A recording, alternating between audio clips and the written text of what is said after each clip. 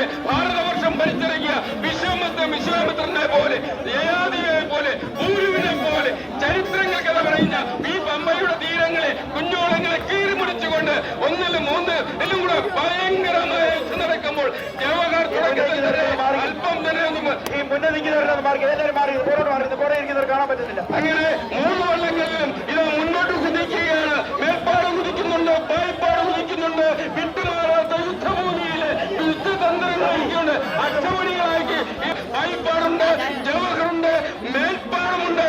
എങ്കിൽ മേൽക്കൈ ഭരിച്ചുണ്ട് മേൽപ്പാടവും പായ്പാടിനും മുന്നോട്ട് ജവഹറിനെ ഒരു വള്ളപ്പാടുകൾ കമ്പടിലേക്കൊണ്ട് കടന്നു വരികയാണ്. പായ്പാട് ജയിക്കുമോ മേൽപ്പാടും ജയിക്കുമോ? ജ്ഞാനികളുടെ മനസ്സ് നിറഞ്ഞു നിൽക്കുന്ന ഈ മത്സരം സുന്ദരമായ നിമിഷങ്ങളെ വെയിൽ വന്ന് വിളയാട്ടം നടക്കുന്ന ഇവിടെ ഓളവും ഒഴുക്കും താളം കൊടുക്കുന്ന ഇവിടെ മനുഷ്യ മഹാസമുദ്രം താളം കൊടുത്തുകൊണ്ട് ആവേശഭരിതമാക്കുന്ന ഇവിടെ മേൽപ്പാടും ഒന്നാം ട്രാക്കിലൂടെ പായിപ്പാടും കുതിച്ചു പാഞ്ഞു വരുമ്പോൾ വള്ളാത്തുരുത്തിയുടെ പടക്കുതിരകളാണോ അതോ വില്ലേജിന്റെ കായിക താരങ്ങളാണോ മുന്നോട്ട് വരുന്നുള്ള തരത്തിൽ അരിഞ്ഞു തള്ളി തൊഴിഞ്ഞു കയറി കൊയ്ത്ത് ജലക്കൊയ്ത്ത് നടത്തി രണ്ട് കളിവള്ളങ്ങൾ ഒരുമിച്ച് കുനിഞ്ഞു കുത്തി കടന്നു വരുമ്പോ തുടർന്നുള്ള വേണ്ടി ജോലിക്ക് ഞാൻ മൈക്ക് കൈമാറുകയാണ്.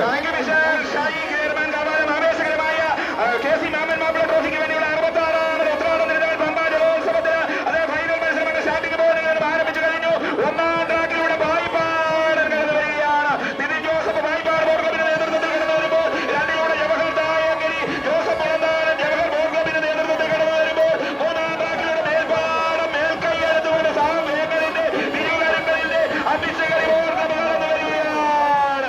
എന്തൊരു ഉജ്ജലമായ പോരാട്ടം! മേൽപ്പാടം പിടിവിട്ട് പോരുകയാണ്. സണ്ണിന്റെ തൊടുപുഴയുടെ നേതൃത്വത്തിലുള്ള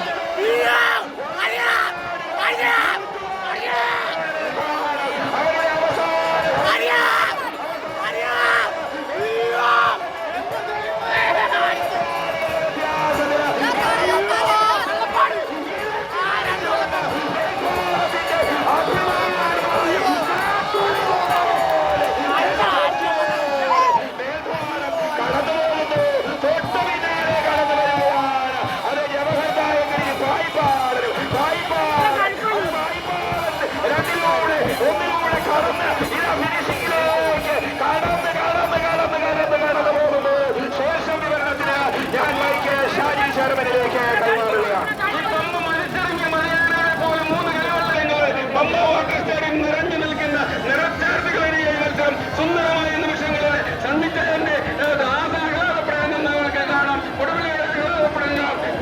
മേൽപ്പാടും കഴിഞ്ഞ ആദ്യത്തെ മത്സരത്തിൽ വിജയിച്ചെങ്കിൽ ഈ മത്സരത്തിലും അവിടെ വിജയക്കൊടി പാലിച്ചുകൊണ്ട് മേൽപ്പാടും അങ്ങ് പോകും.